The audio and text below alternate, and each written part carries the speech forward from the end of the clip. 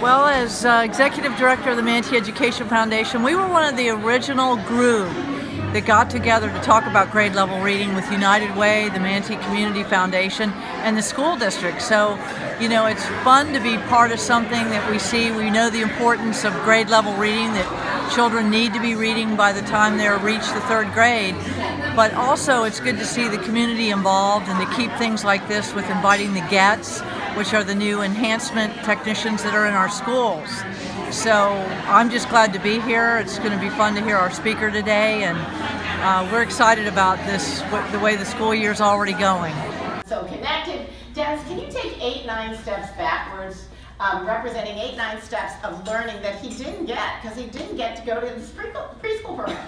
Beth got in, but about, I don't know, two months into it, Dad lost his job, the car started breaking down. By 3 months, you were going sporadically.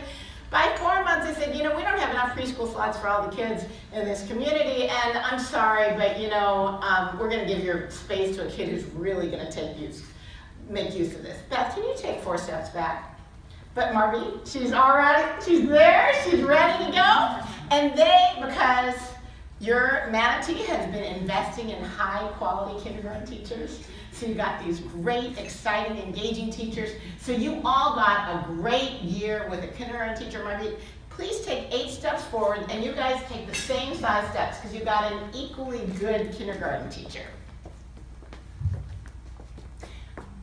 But Dennis here, it was really tough.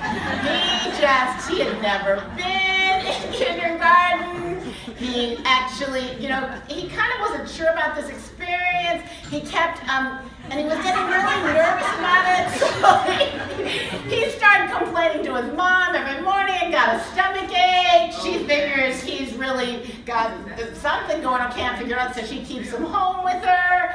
He misses altogether 2 months of kindergarten, but it's not all days in a row. They're kind of sporadic. And it's not just the day that you missed, it's the day you came back because you didn't know what was going on in the classroom. Can you take 4 steps back, please? Beth here, she's doing a little better, but not. She's still kind of having a few challenges. That car kept still breaking down. You know, she actually couldn't get to the doctor, so like she had a long bout of an ear infection. She missed about a month of school, so 2 steps back, please. But Marvit's doing great.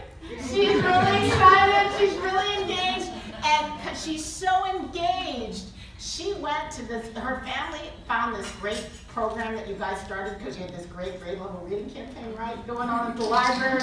You were emphasizing summer learning. Marvit gets into it and she's excited about learning. So she goes, and by the end of the summer, she actually comes into 1st grade a month ahead of where she left kindergarten.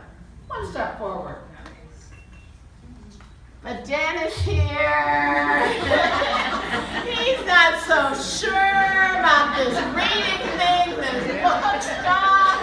So, you know, they actually passed by a library one of those things, but Dennis was like, I'm not doing that. And by the time he gets into 1st grade, he's actually 2 more months behind where he left. Take 2 more steps.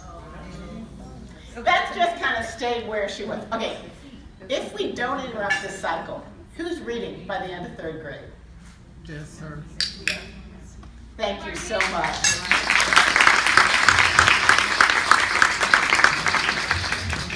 Kindergarten chronic absence is actually not is typically high throughout the country. That's not just here in Manatee.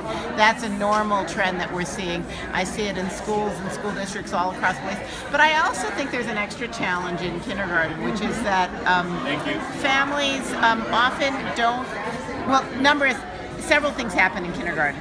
First of all, I think in kindergarten there are a lot of excused absence and a lot of health-related absence, but they may be real or perceived in the sense that kids, when they're nervous about school, I've got a stomach ache, so they come in as excused.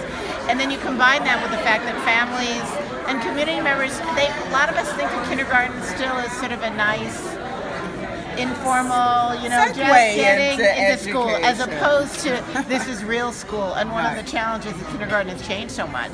So you combine, and kindergartners are dependent on their parents to get to school. Yeah. So if something happens to the parent, they can't get in the car breaks down, there's a health challenge among the parents, then kindergartners also can't get to school. Absolutely. Graduation enhancement technicians.